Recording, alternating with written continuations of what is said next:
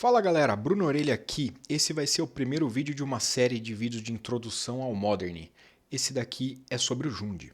O Jund é um dos arquétipos mais antigos do Modern, que se solidificou depois do Pro Tour Filadélfia, primeiro Pro Tour do formato. Desde então, ele vem fazendo resultados em diferentes interações, né? Desde Deathrite Shaman até versões pré-Ban de Bloodbraid Elf, pós-Unban. Né? O conceito do deck é ganhar vantagem através dos seus 2 para 1. E quando o deck não faz 2 para 1, ele tenta trocar 1 para 1 da maneira mais eficiente possível. Né?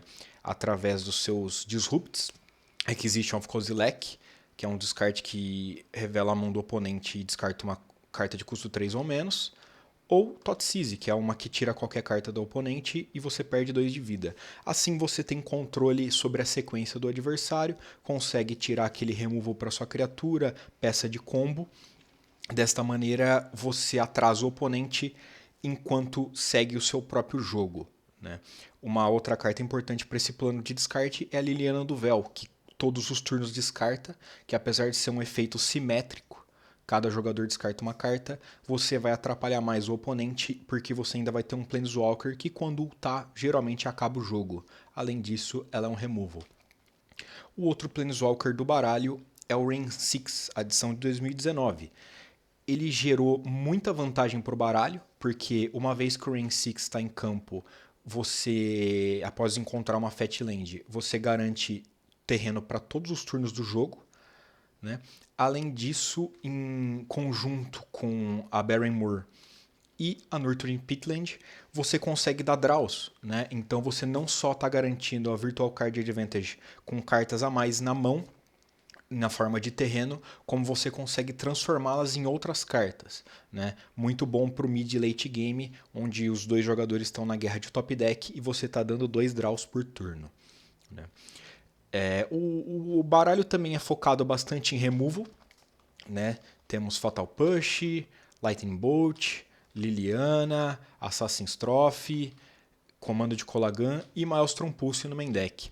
Cada carta serve para um efeito diferente, certo? E os números estão espalhados pela eficiência, a quantidade de vezes que você quer comprar na partida e de uma maneira que você tem acesso sempre quando precisar. Né? As ameaças são na forma de Tarmogoyf, né? Criatura com maior corpo pelo custo, apesar de não gerar muita vantagem no quesito compra cartas, disrupt do oponente, ele geralmente bate 4 terceiro turno, que é bem rápido. Kroxa, agora, uma criatura nova de Teros, entra em jogo, faz cada oponente descartar uma carta. Se ele descartar uma carta não terreno dessa maneira, ele não toma 3 de vida. Caso contrário, ele vai tomar 3, né? E volta do cemitério. As Bloodbraid Elves são maravilhosas, o 2 para 1 que o deck precisa, né? Isso num corpo 3/2 com haste. Né? Geralmente Bloodbraid para Liliana é a melhor jogada possível. E agora Clotes, Deus do Destino. Né? Uma carta indestrutível que, ou seja, não toma Fatal Push, né? Mesmo que o oponente tenha 2 raios, também não morreria. E também não toma Path to Exile ou Terminus, porque ele só é uma criatura quando você tiver devoção 7 para verde ou vermelho. E no início da sua pré-combate, você pode exilar uma carta de qualquer cemitério. Se for um terreno, você gera uma verde ou uma vermelha. Caso contrário, o oponente perde 2 você ganha 2. É uma maneira de drenar o seu oponente sem precisar entrar na fase de combate. Assim, você consegue ganhar mesmo que o oponente limpe a mesa várias vezes, tenha bloqueadores. E é um ramp, né? Um deck como o Jund é muito intensivo na quantidade e cor de mana. Um ramp que faz mais coisas, né? Que não é apenas uma Birds of Paradise, faz bastante diferença pro baralho. Né? O sideboard eu gosto de dividir ele em 2 partes, que é a parte de hate pesado, né? Que nós vemos a Shioki, Anger of the Gods, Boyle estão nessa categoria, né? Onde você está tentando destruir todos os recursos do seu oponente da maneira mais eficiente possível. em algumas partidas, né? O Collector Wolf também entra aqui. E a outra parte é a eficiência, né? A versatilidade é a melhor palavra, que é onde vemos Magibomba de Nihil, né? O melhor hate de cemitério seria, por exemplo, uma Leyline of the Void. No entanto, você não quer necessariamente perder uma carta contra alguns decks que usam cemitério em menor escala, né? Como decks de Santuário Místico, Snapcaster Mage ou algumas pequenas interações de cemitério. Você não precisa abrir de Leyline. E a Nihil, por uma mana, apenas consegue exilar o cemitério do oponente de uma vez e dar o draw. Então ela se repõe, né? Mesmo que o oponente não tenha essa interação, você consegue trocá-la por outra carta. O Fatal Push é mais um removal barato, né? Se você olhar o side, o custo é relativamente alto, então para garantir que no draw você não vai ser sobrecarregado por criaturas, Fatal Push. A Brutality é uma carta que entra na versatilidade, né? Ela faz 3 efeitos que eu considero médios, né? Ela tira uma instant ou feitiço da mão do oponente, dá -2/-2 para uma criatura e o oponente perde 2, você ganha 2. São 3 efeitos que você não gostaria de colocar no seu deck por 2 manas, mas como ela pode descartar cartas para fazer mais de um efeito, a carta ganha o seu slot no side, né? Sendo bom contra combo, sendo bom contra burn, sendo bom contra alguns agros, né?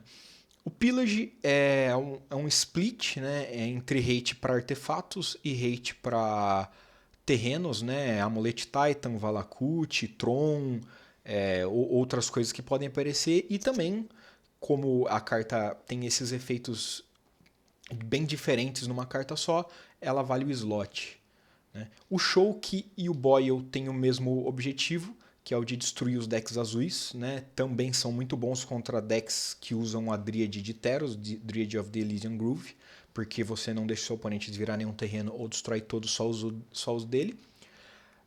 O Huntmaster tá aqui porque é uma carta versátil, né? É uma carta que não é um 2/1, geralmente é um 3/4/1, né? Porque ele entra em jogo, ganha vida, faz uma token, só isso é um 3/1. Quando ele vai flipar, você consegue dar 2 de dano numa criatura e no jogador, controlador da criatura. E como a cláusula dele de flipar é no início da manutenção de cada jogador, você pode forçá-lo a flipar, né? Não jogar mágica no seu turno, para ele flipar, dar dano numa criatura, servir como um removal, dar dano no cara, e depois, como você não jogou mágica no turno, você volta e faz 2.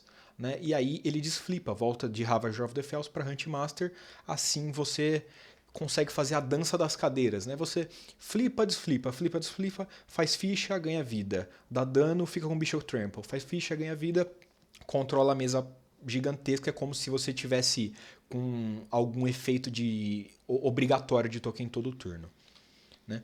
E por último, Clotes, o Deus do Destino, também no side, né? É mais uma peça de hate de cemitério. É mais uma carta relevante contra controls, né? É muito bom contra decks de Santuário Místico, porque você fica comendo de pouco em pouco. E basicamente controles não tem como remover essa carta, uma vez que Celestial Purge está bem baixa. A Ether Gust até tira, mas não é permanentemente. E também, como eu disse, rampa, né? Então você consegue fazer o seu turno 3 e diretamente para o turno 5 ou 6 se você tomar um Path to Exile, né? Isso te garante 2 spells de custo 3 no seu turno 4 é bem forte contra qualquer oponente, né? Descarregar a sua mão e forçar ele a ter as respostas. Então, galera, esse foi o Jund. Espero que tenham gostado. Eu tenho propostas bem legais para essa série. Pretendo fazer vários decks, também pretendo fazer do Legacy. Deixa aí nos comentários e manda para aquele seu amigo e amiga que quer entrar no formato e gostariam de conhecer melhor. Valeu, até mais!